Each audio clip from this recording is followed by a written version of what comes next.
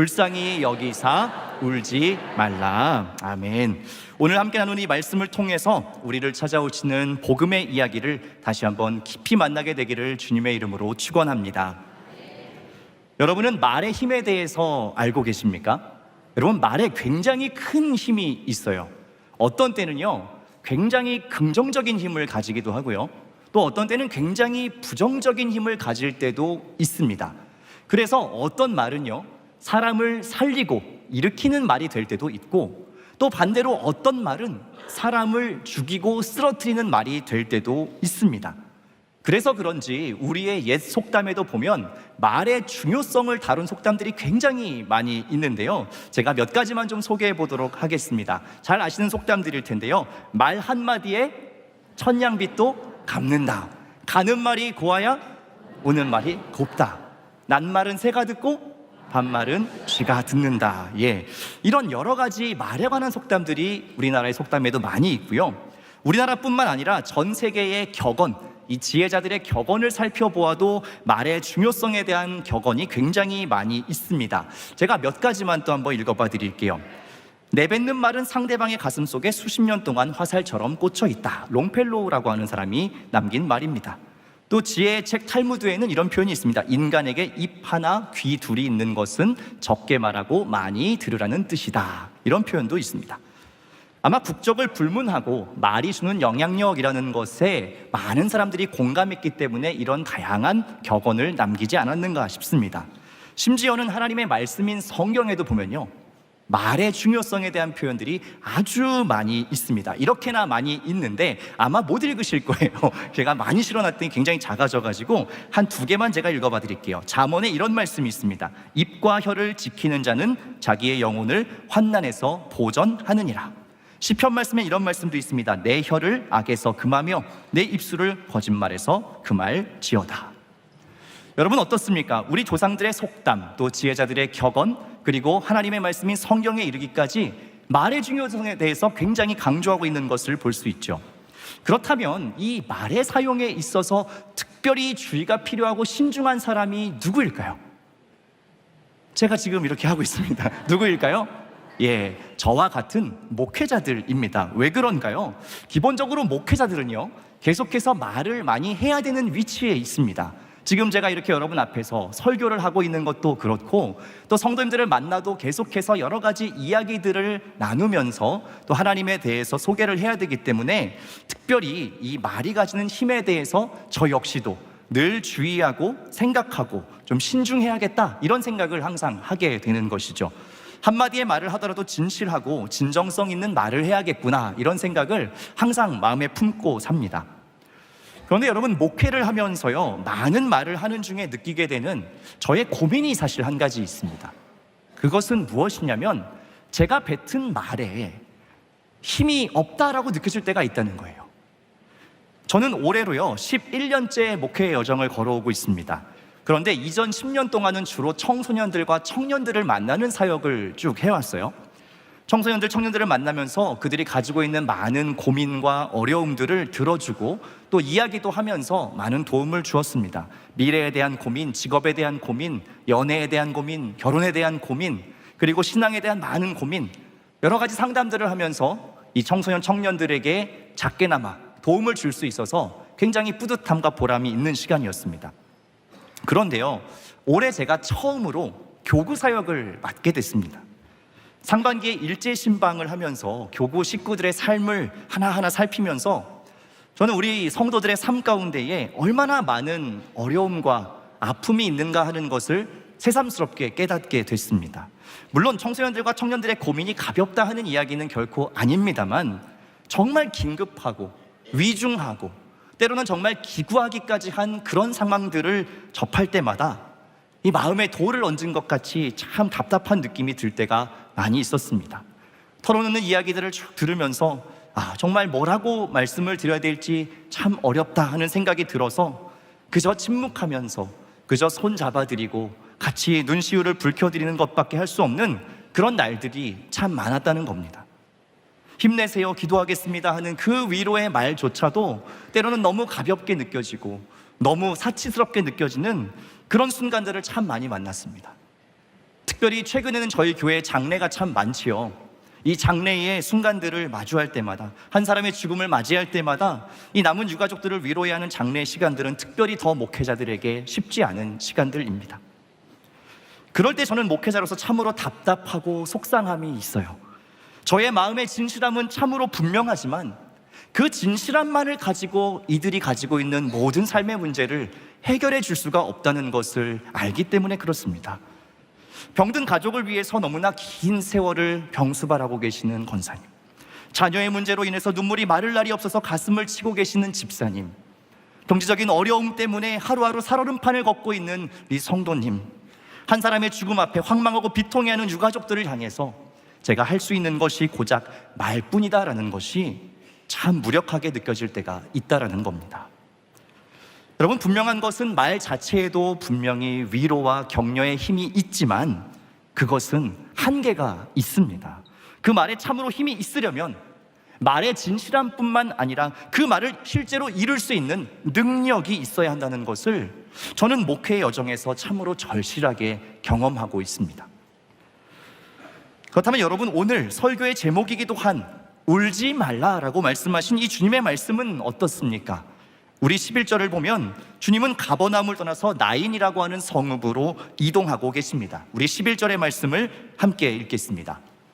그 후에 예수께서 나인이란 성으로 가실새 제자와 많은 무리가 동행하더니, 가버나움에서 있었던 놀라운 기적, 백부장의 종을 말씀으로 치유한 이 사건 때문에 많은 사람들이 예수님과 함께 긴 행렬을 이루어서 따라오기 시작했습니다.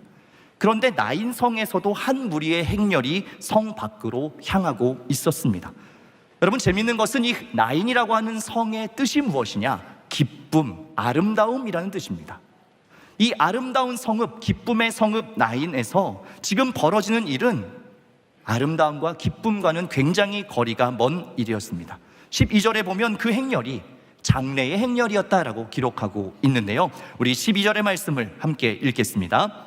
성문에 가까이 이르실 때에 사람들이 한 죽은 자를 메고 나오니 이는 한 어머니의 독자요 그의 어머니는 과부라. 그 성에 많은 사람도 그와 함께 나오거늘.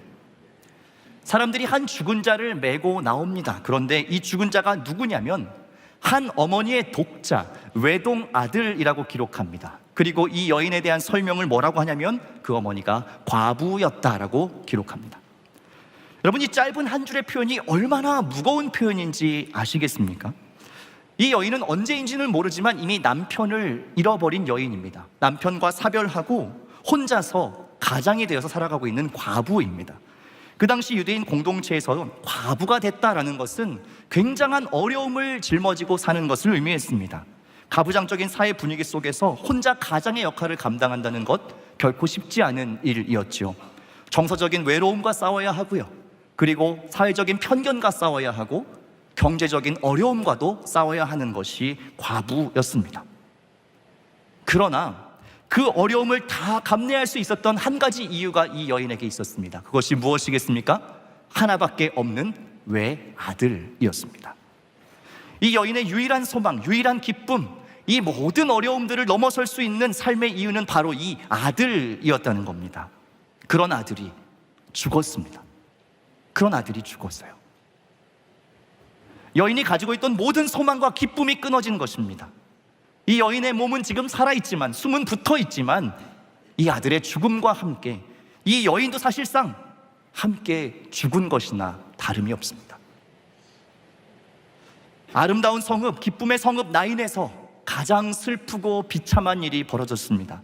아마 이 장례 행렬에 동참한 수많은 사람들도 이 과부의 기구한 상황을 알았기 때문에, 너무나 이해가 됐기 때문에 과부라고 하는 사회적인 약자에 있었음에도 불구하고 이렇게 많은 사람들이 아마 이 행렬에 동참했을 겁니다. 딱하다는 거죠. 여러분, 이 과부의 심정을 한번 상상해 보실 수 있으시겠습니까?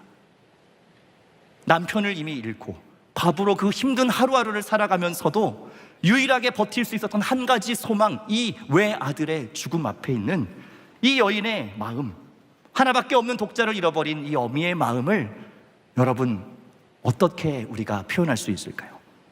우리가 어떻게 다 이해한다고 말할 수 있겠습니까? 우리는 이 여인에게 어떠한 말을 해줄 수 있을까요? 거의 제정신이 아닌 채로 넋이 나가 있을 이 여인에게 우리는 어떤 위로를 전해줄 수 있겠냐는 것입니다. 이 긴 행렬 속 사람들도요, 아마 같은 마음을 가졌을 겁니다. 누군가는 위로의 말을 건넸을 거예요. 어떻게 하면 좋아요? 어떻게 이런 일이 일어났을까요? 또 누군가는 어떠한 말도 위로가 되지 않는다는 생각이 들어서 그저 같이 눈물 흘리면서 손을 꼭 붙잡고 그 뒤를 따라가 줬을 겁니다. 또 누군가는 이렇게 말했을 겁니다. 너무나 어려운 일 당했지만 그래도 정신을 차리고 힘을 내고 또 남은 사람들은 잘 살아가야 되지 않겠냐고 그렇게 말하는 사람들도 있었을 겁니다. 어떤 식의 표현이었던지 간에 여인을 위로하고자 했던 그 마음만큼은 모두가 진심이었음에 틀림없습니다. 그러나 참으로 안타깝게도요, 이들의 위로는 잠시 마음의 위안을 줄 수 있었을지는 모르지만 여인이 처한 본질적인 상실과 슬픔의 문제를 해결할 수는 없었습니다. 앞서 말씀드린 것처럼 이 무리들에게도 또 저에게도 여러분들에게도 이 죽음의 문제 자체를 해결할 방법이 없기 때문에 그렇습니다. 우리 주님께서는 나인성 밖으로 나오는 이 장례의 행렬을 보셨습니다. 그리고 그 죽음과 슬픔의 행렬을 향해서 가까이 다가가셨어요. 그 행렬 속에서 한 여인을 주목합니다. 이 무리에서 가장 슬픔에 잠겨있는 한 여인, 이 과부를 주목하시며 불쌍히 여기십니다. 그리고 말씀하셨어요. 울지 말아라. 여러분, 주님의 이 말이 이 여인에게 위로가 되었겠습니까? 여러분 어떻게 생각하세요? 이 말이 특별하고 새롭게 들렸을까요? 이 말은 사실 아들이 죽은 직후부터 여기까지 오는 그 모든 동안 이 여인이 가장 많이 들었던 말이었을 거예요. 울지 마세요. 슬퍼하지 마세요. 이제 그만 힘내세요. 이제 더 이상 듣는 것조차 피로감이 들 정도로 수없이 들었던 말이 바로 이 말입니다. 울지 마라. 똑같은 그 이야기를 우리 주님도 똑같이 또 말씀하시는 겁니다. 울지 말라. 사실 여인에게 예수님의 이 말씀이 뭔가 특별한 위로가 되지 않았을 것이라고 우리는 상상해 볼 수가 있습니다. 너무 많은 같은 말 속에 하나였기 때문이죠. 그런데요, 여러분, 예수님의 이 이야기에는 다른 점이 있습니다. 단순한 말이나 가벼운 위로, 잠시 마음을 보듬다 사라지는 그런 휘발성의 위로가 아니었습니다. 왜인지 아십니까? 이 말씀을 하신 예수님께서는 이제 죽은 외아들의 시신을 맨 관을 향해 다가가셨습니다. 그리고 그 관에 손을 대셨습니다. 14절의 말씀을 함께 읽겠습니다. 가까이 가서 그 관에 손을 대시니 맨 자들이 서는지라. 예수께서 이르시되 청년아 내가 네게 말하노니 일어나라 하시매. 예수님이 하신 이 행동은요, 율법의 기준에서 가장 금기시되는 행동이었습니다. 죽은 자의 시체는 부정함 그 자체였어요. 거기에 닿는 사람은 그 부정함이 자기에게 옮아오기 때문에 그 누구도 이 시체에 가까이 다가가지 않았습니다. 그러나 예수님은 거침없이 그 관에 손을 대어서 죽음과 슬픔의 행렬을 멈춰 세우셨습니다. 그만큼 예수님은 이 여인이 처한 상황을 안타깝게 여기셨을 뿐만 아니라 이 죽음과 슬픔의 행렬을 더 이상 용납하실 수가 없었습니다. 관을 메고 가며 곡하는 자들이 멈춰섰어요. 사람들은 이 상황을 보면서 굉장히 당황했을 겁니다. 그런데 주님께서는 죽은 청년의 시신을 향해서 이렇게 이야기하십니다. 청년아 내가 네게 말하노니 일어나라. 그러자 주님의 말씀대로 죽었던 자가 살아났습니다. 살아나 앉아 말도 했습니다. 여러분, 이 사건을 기록한 누가는 직업이 의사였습니다. 의사는 사람이 살고 죽는 것을 수없이 본 사람이에요. 삶과 죽음에 대한 가장 객관적인 판단을 할 수 있는 사람이 의사입니다. 그런 누가가 명백하게 기록했습니다. 죽었던 자가 일어났다, 앉아서 말도 했다라고 기록합니다. 주님의 능력이 참으로 이 죽은 청년을 다시 일으켜 세웠다는 것입니다. 너무나 놀라운 일이지요. 그런데 저는 이 청년을 살리고 난 후에 주님이 하신 행동이 더 놀랍게 느껴집니다.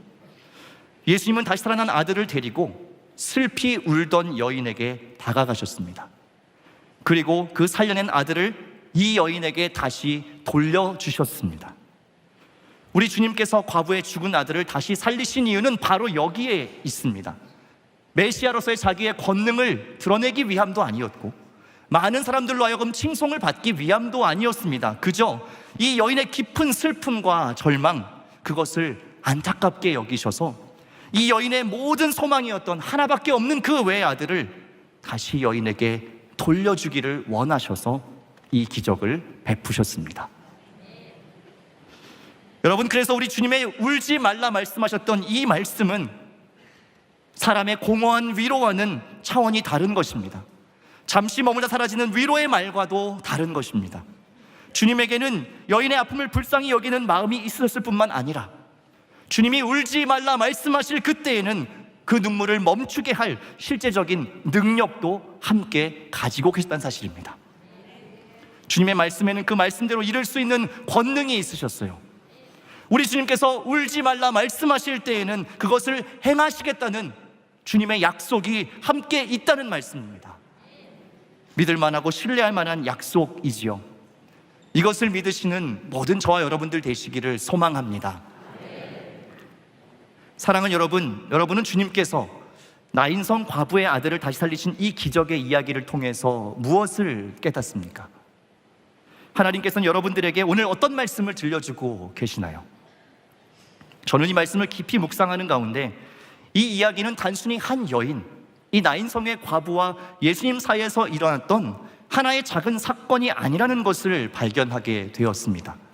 그저 2000년 전 나인이라는 이 성에서 일어난 예수님의 수많은 기적 중에 한 가지가 아니라 이 사건은요, 사실 하나님께서 우리 모든 인간에게 베풀고자 하시는 구원의 이야기요, 복음 그 자체다라는 것을 발견하게 되었습니다. 한 여인이 있죠. 그는 남편을 잃었어요. 유일한 소망인 외아들을 죽음의 권세에 빼앗기고 말았습니다. 사람들의 위로도 어떠한 말도 이 여인의 본질적인 슬픔을 바꿀 수가 없었습니다. 그러한 여인을 예수님 주목하시고 불쌍히 여기시고 울지 말라 말씀하십니다. 그리고 실제로 죽음 가운데 있던 이 아들을 일으켜 세워 살려 여인에게 돌려주십니다. 주님은 이 죽은 아들을 살렸을 뿐만 아니라 누구도 도울 수 없었던 슬픔과 절망의 자리에 있던 여인을 함께 살리셨습니다. 이 이야기는 무엇을 생각하게 합니까? 하나님이 우리 인간에게 베푸신 구원의 이야기를 생각하게 합니다. 과부의 모습은 죄와 사망의 권세를 스스로 어찌할 수 없는 우리 인간의 슬픔과 고통을 보여줍니다. 사람의 어떤 말과 어떤 방법으로도 우리 인간이 가진 본질적인 슬픔과 고통을 해결할 수가 없습니다. 그러한 우리들을 하나님께서 주목하시고 불쌍히 여기시고 더 이상 그 죽음의 권세에 매여 울지 말라 말씀하십니다. 그리고 예수 그리스도를 다시 살리심으로 말미암아 죽음의 권세를 꺾으시고 잃어버렸던 생명을 우리에게 다시 돌려주십니다. 예수님께서 다시 사셨을 뿐만 아니라 죄와 사망의 권세에 매인 우리를 함께 살리십니다. 그렇기 때문에 이 이야기는 하나님이 우리에게 베푸신 복음의 축소판이자 여전히 모든 슬픔과 고난 가운데 눈물 흘리는 모든 이들을 다시 일으키겠다 하시는 주님의 약속입니다. 우리 주님께 그러한 능력이 있음을 믿으십시오. 우리의 눈으로는 슬픔과 고통이지만, 우리 인간의 눈으로는 절망이지만 주님께서 말씀하실 때에 모든 절망이 소망으로 바뀌는 역전의 기적이 우리의 삶에 일어난다는 것을 여러분 굳게 믿으십시오. 사랑하는 여러분, 나를 따르라 말씀하시는 주님은 걸음을 책임질 능력이 있으신 분이십니다. 구하라, 찾으라, 두드리라 말씀하시는 주님은 주실 능력이 있으신 분이십니다. 두려워 말라 말씀하시는 주님은 평안을 주실 능력이 있으신 분이십니다. 울지 말라 말씀하시는 주님은 우리의 눈물을 닦아주실 능력이 있으신 분이십니다. 그래서 이 모든 주님의 말씀들은 그저 우리의 삶에 가벼운 위로를 주거나 현실을 도피하게 하기 위함이 아니라 가장 분명하고 확실한 약속이 됩니다. 주님은 그 말씀하신 것을 이루실 능력이 있기 때문이지요. 지금 슬픔과 고난, 상실의 자리 가운데 계신 모든 성도 여러분, 주님께서 오늘 여러분들에게 울지 말라 말씀하신다면 그것은 여러분들의 삶에 찾아온 그 모든 문제를 참으로 해결하시겠다는 주님의 의지의 표현입니다. 저의 말은, 우리 사람들의 말은 어디까지나 위로하는 것으로 끝날지 모르지만 우리 주님께서 친히 이 말씀을 여러분들에게 들려주신다면 그때에는 그 말씀하신 대로 이뤄 주시겠다는 것입니다. 사랑하는 거룩한 빛 광성교회 성도 여러분, 여러분의 삶 가운데 어떠한 문제를 가지고 씨름하고 계시나요? 여러분, 건강의 문제이십니까? 가정의 문제이십니까? 자녀의 문제이십니까? 경제적인 어려움들입니까? 관계의 문제들입니까? 무엇이 여러분들의 눈에서 눈물 흘리도록 만들고 있습니까? 그러나 여러분, 주님께서 그 눈물을 주목하고 계시다는 것을 이 시간 믿으십시오. 여러분의 그 눈물, 그 깊은 슬픔을 보시고 불쌍히 여기고 안타까워하시며 새로운 일을 하기 원하시는 분이 바로 우리 하나님이시다라는 것을 믿음으로 바라보십시오. 어떻게 생각해도 방법이 없을 것 같은 그 자리에서 주님께서 일하시기 시작하실 것입니다. 여러분의 문제를 다루실 뿐 아니라 여러분 한 사람 한 사람의 존재를 다시 살리셔서 일으킬 것입니다. 주님은 오늘 이 시간 여러분 한 사람 한 사람을 주목하십니다. 여러분의 삶의 깊은 슬픔을 우리 하나님께서 주목하십니다. 약한 자, 절망 가운데 있는 자, 죽음과 같은 그 어두움 가운데 고립되어 있는 우리들을 하나님은 결코 그냥 두시지 않으십니다. 그것이 오늘 주님께서 이 과부에게 베푸신 은혜요, 또한 우리의 삶 가운데 이미 베풀어 주신 복음, 구원의 은혜이며 앞으로도 계속해서 우리의 삶 가운데 베풀어 주실 신실하신 약속입니다. 바라는 것은 우리 주님의 참된 약속, 능력의 말씀, 울지 말라 말씀하시는 그 음성을 날마다 들으며 주님이 행하시는 새 일을 경험함으로 슬픔 많고 눈물 많은 이 세상 주님의 긍휼과 주님의 능력을 신뢰하며 끝까지 걸어가시는 참된 신자의 삶 사시기를 원합니다. 그래서 16절과 17절에 기록된 것처럼 내 삶에 행하신 하나님의 역사로 인해 영광을 돌리고 하나님께서 우리의 삶을 돌아보셨다라고 고백하고 주님의 행한 모든 일을 전하고 나누며 살 수 있는 참된 그리스도인의 길 걸어가시는 거룩한 빛 광성교회 모든 성도님들 되시기를 주님의 이름으로 축원합니다. 아멘. 시간 이 고백으로 우리 주님 앞에 더 가까이 나가기 원합니다. 하나님의 사랑을 사모하는 자, 하나님의 평안을 바라보는 자, 너의 모든 것 창조하신 우리 주님이 너를 얼마나 사랑하시는지 하나님께 찬양과 경배하는 자, 하나님께 찬양과 경배하는 자, 하나님의 선하심을 닮아가는 자, 너의 모든 것 창조하신 우리 주, 우리를 자녀로 삼으시고 우리의 모든 연약함을 아시고 도우시는 하나님이십니다. 우리 함께 믿음으로 선포합니다. 하나님, 하나님 사랑의 눈으로 너를 어느 때나 바라보시고 하나님 인자한 귀로서 하나님 인자한 귀로서 언제나 너에게 기울이시 우리 믿음으로 선포합니다. 어둠에